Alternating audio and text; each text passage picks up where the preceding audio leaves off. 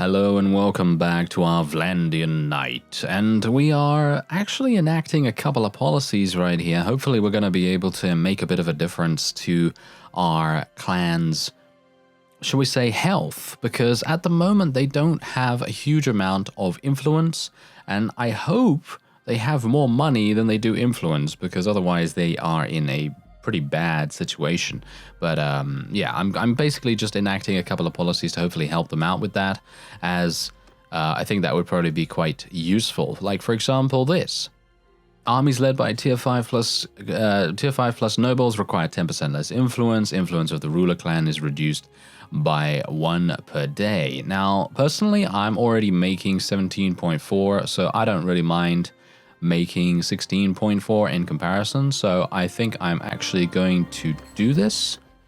As you can see, we do have an overwhelming amount of support for this, and actually some people mentioned that the diplomatic way that the Vlandians are working together in the way that they're voting and things like that is quite cool, and I do agree on that. I actually do agree on that. It's just that some of those policies I would like to be able to choose myself, and I'd like to be able to choose when we go to war and so on and so forth. But obviously, if the majority want to do that, then we kind of have to go ahead with it, unless I have a huge amount of influence to be able to overwrite that whole thing. And I mean, you can see here, for kingdom decisions, tier 4 plus clan choices have double effect. I mean, that's absolutely fine and everything, but I seem to remember that that was not the case way back in previous versions, that there was, I think, no cost for the influence. I'm actually not sure about that, so don't quote me on it, but there are a number of things here that I would like to potentially increase. And I'm thinking I would like to try and get our people to get more influence, but I think I've already done that, which is kind of sad, because I took a look at my clans, and as you can quite clearly tell, they don't have a huge amount of influence. It might be that the developers have tweaked the amount of influence that you gain over time, and as a result, it has caused, well, it has caused clans to not have that much influence to spend, and as a result, their armies are going to be a little bit smaller, and so on. So we'll see what happens with that. Anyway, let's take a look at our stats against the Aserai at the moment. As you can see, the Aserai are probably going to want to make peace very, very soon. However, what I would like to do is deal another relatively decisive blow against them. And as you can see, they're right here. They do have a lot of heavy cavalry, though. And those guys mean business. Like no one's business. They mean business. So it is going to be a bit troublesome, potentially. Especially considering they've now added a whole bunch of units to their ranks. So we should be a little bit careful on that. And is he literally going to? No, as I thought. Yes, now you turn around, you scoundrel. Okay. So some people in the comments said that it would probably be a cool idea for us to get Mr. Kareth back into the fold, and I agree.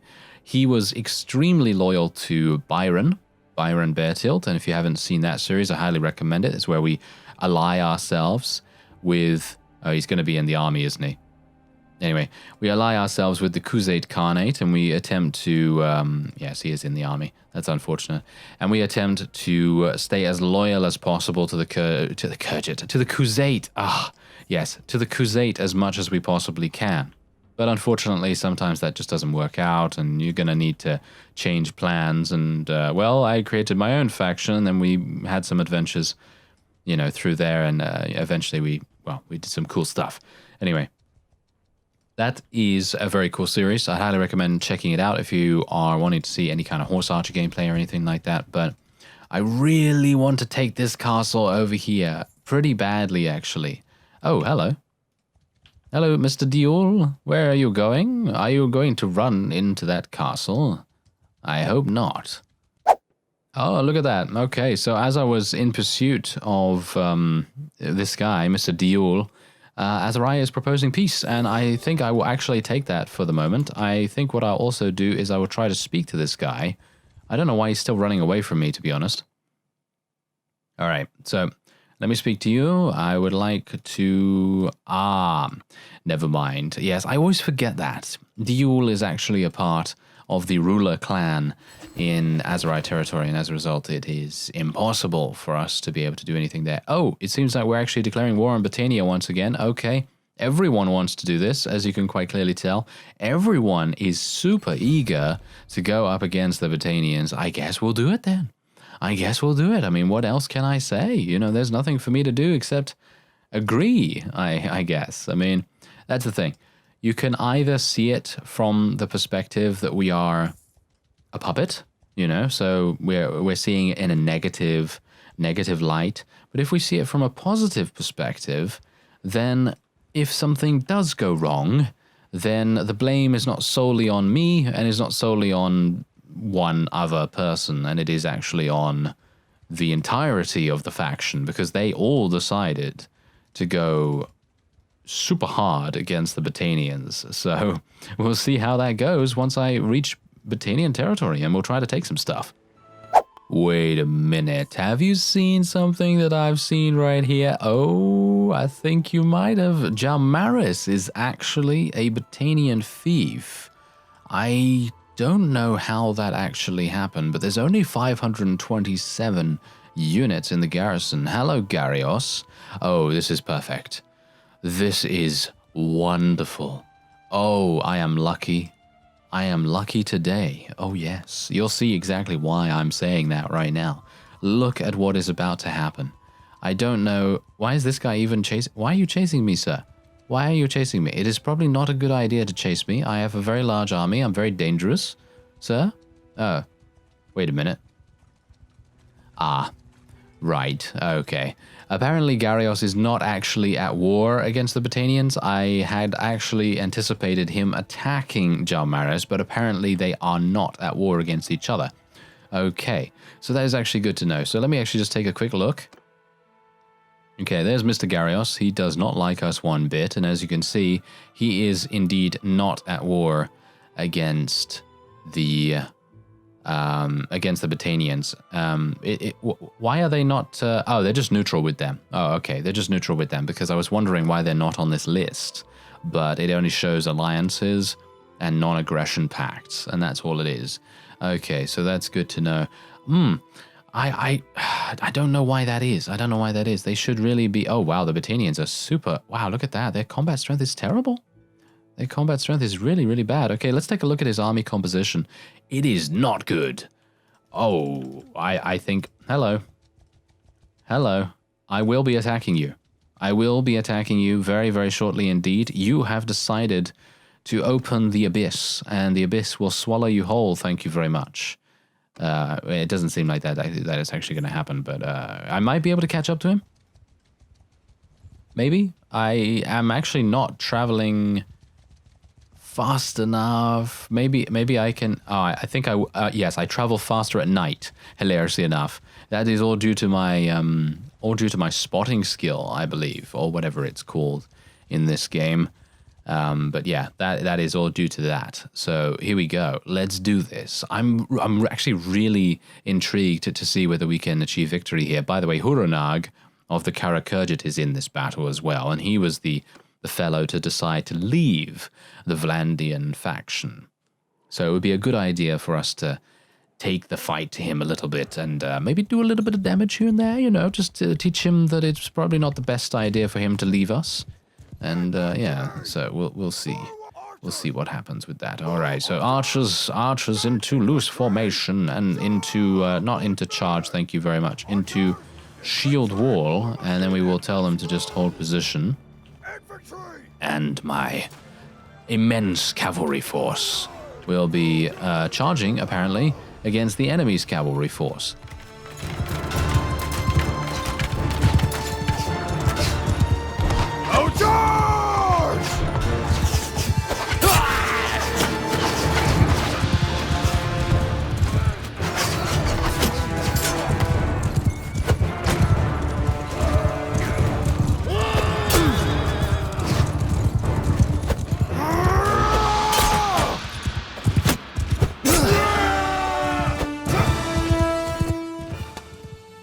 I really do like using my polearm here. I really, you know what I need to do?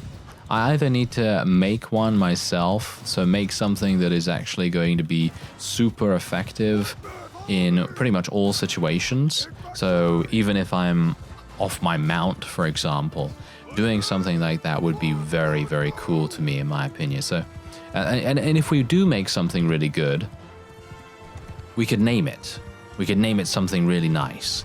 And I think that would be a pretty cool thing to do.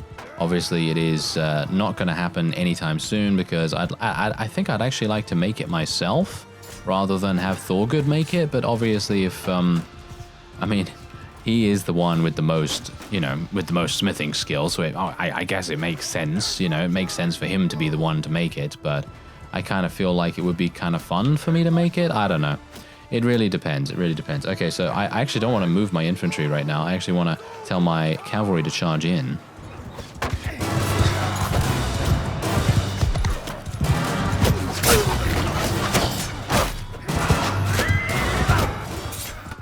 Ooh, took out that guy. Nice. Oh, I like it. I like it. Yeah, anytime we can get those really nice glancing blows, that's what I really like to see, especially considering they don't seem like they're going to do that much damage initially, and then all of a sudden, boom, they just do insane amounts. Even if it is to a horse, taking a cavalry off their mount is basically the next best thing to actually eliminating them from the battle. So anytime we can do 4 damage... Anytime we can do 4 damage is definitely a time that I appreciate. Yeah, it's lovely. Kill them all!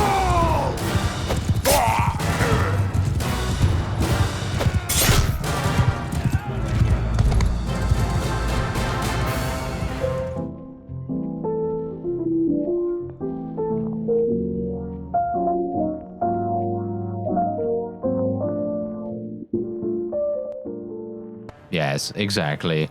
All right, so we are going to now try to eliminate the last couple of... Oh, that was a nice kill. Who was that? That's one of my companions, I believe. This fellow is a companion of mine, I believe, isn't it? Yes, Genolf the Swift. Oh, yes. Very nice indeed, sir. Okay, so I believe that is indeed it. There are only 2 enemies remaining, and we have some distinguished soldiers going to be added to our ranks. We're going to take a veteran Falksman and one of these guys. 97 influence is nice, 180 renown. I'm actually wondering how much renown we need to get to clan tier 6, because it seems like a huge amount. Seems like a massive amount right now.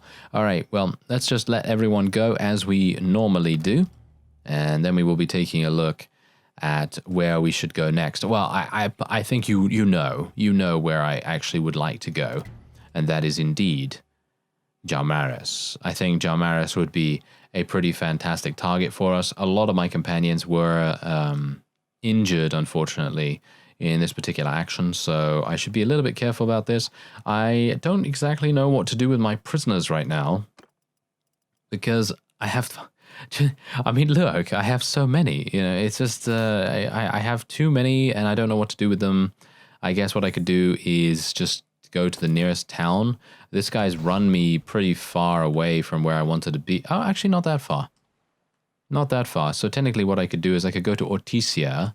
I think Ortisia is the closest, but unfortunately we're going to end up losing a lot of prisoners on the way there. So it basically won't make... it won't really do much, you know, won't really do much for us. Oh, the Battanians! Look at that! The Battanians have just been absolutely murdered. Oh, wow, crazy. All right, well, I'm going to go in here, see what I can do about selling my prisoners, and then we'll head on to Jamaris. The insane amount of money that you're able to get from just selling random pieces of armor. Now, look at the scroll bar. Look at the scroll bar. It's actually pretty large right now. That means that we don't have that much more loot in our inventory, and we are doing a pretty decent job of keeping up with that and shedding the unnecessary weight, which I very much appreciate.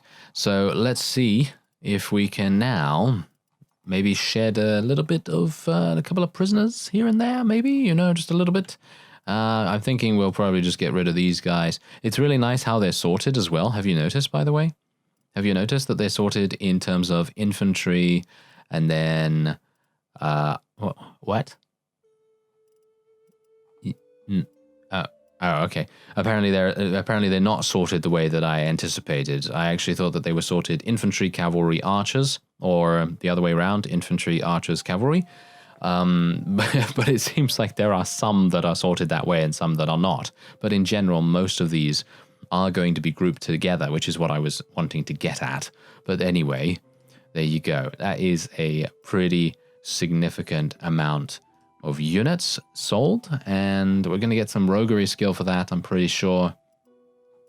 And I am very happy about that. 1. Are you serious? Are you serious right now? Okay. Well, whatever the case, at least we have tier 4 and below prisoners, so that we will then be able to have a very nice time indeed. Did I actually gain a trait? I keep thinking that I gain a trait whenever there's a little exclamation mark. Oh, I did actually gain a level. Oh my, wow. Bruce is now level 30, which is actually crazy. Okay, so what am I going to do? Should I do engineering? I feel like I should probably do engineering, right? I should probably do engineering and get that super boosted up like no one's business. Just get that maxed out as fast as we possibly can. I don't know. I wonder what the best way of actually leveling your engineering is, with the exception of obviously going into a siege itself. I wonder what the best way is, because I think that's probably it, isn't it? Isn't that the only way to upgrade your engineering skill? I think it might be. Anyway, let's go into Jamaris here. There are 534 units, but as you can no doubt tell, most of these are not really going to be that much bother to us. So the one, I guess, okay, the one thing that I really do need to do is just check and see. Desporian's pretty close by, Kulan is pretty close by, as well as Kinteg and Hekard, so I'm going to ask all of them to potentially come and join me. I didn't really want to do that, mainly because I wanted to leave them to their own devices. I personally feel like leaving the AI to do whatever they want, for the most part, is probably the most efficient thing that you can do, unless you need a huge amount of assistance taking a town. And while I don't need a massive amount of help here, it is going to help us quite a bit to maybe reduce casualties. Now, the problem we're actually facing here is not the fact that we are getting attacked by a large army or anything like that, but the fact that the opponent, or shall we say the opponent defenses, have the ability to construct ballistas at just a blistering rate. And you can see that quite clearly once we destroy some of them with our trebuchets. Look at that, one's done, and look at that, it's almost back up. Look at that. Insane speed. Insane speed.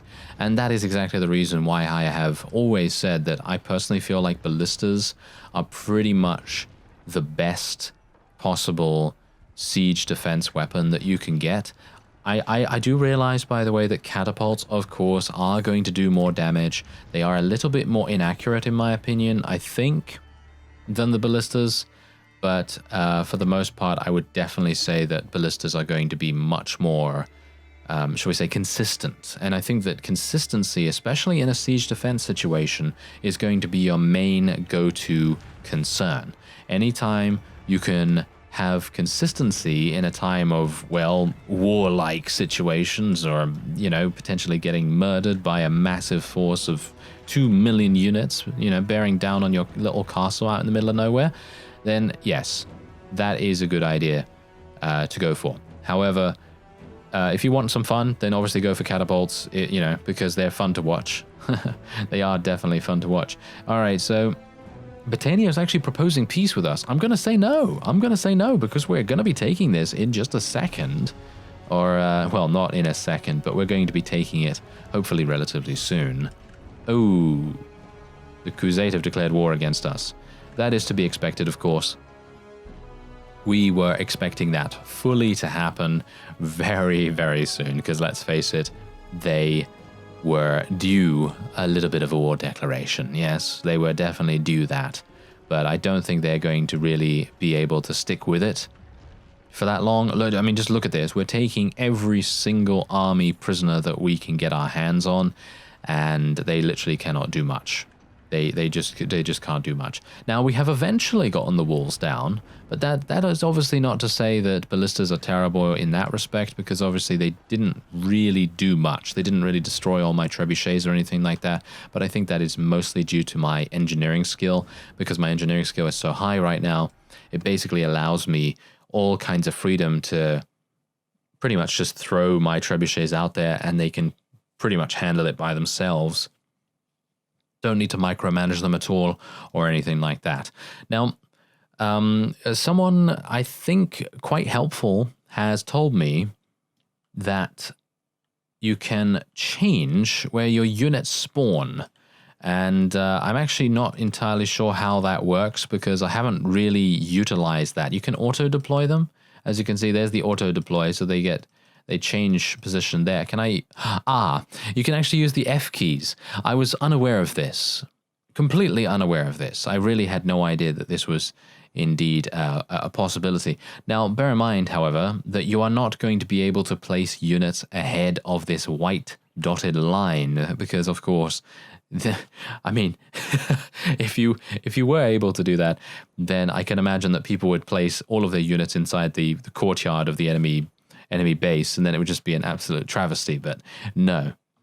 So you can place them basically anywhere you want, and then you can command individual battalions and so on and so forth. So if you want a little bit more customization in regards to what you're doing with your forces, then you can indeed do that. But I'm perfectly happy with the auto-deploy, to be honest. I don't really see any difference in deciding which way they go or anything like that. Although, I could put all of my units on one side. So then we would basically focus entirely on one breach in the walls, which would actually be kind of cool, but also kind of scary. Because if you think about it, you know, putting all your eggs in one basket is maybe not the best plan at the best of times. But maybe this isn't the best of times. Maybe we need to shake things up a little bit, you know?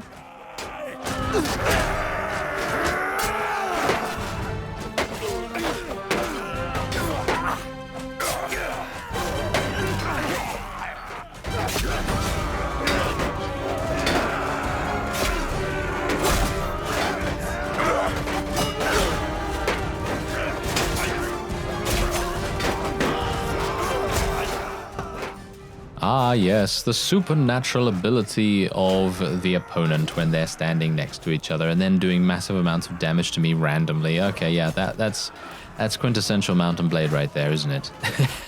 That was quintessential. Okay, well, whatever the case... Oh, hey, what are you doing there? What are you doing there? You're blocking my weapon, aren't you? You scoundrel. You absolute scoundrel. Oh, he's a beast. What? What is going on with this guy? He was basically immune to damage. He was blocking absolutely everything that I threw at him, and then he was just like, oh, floppy on the ground. Well, that's what they generally tend to do now.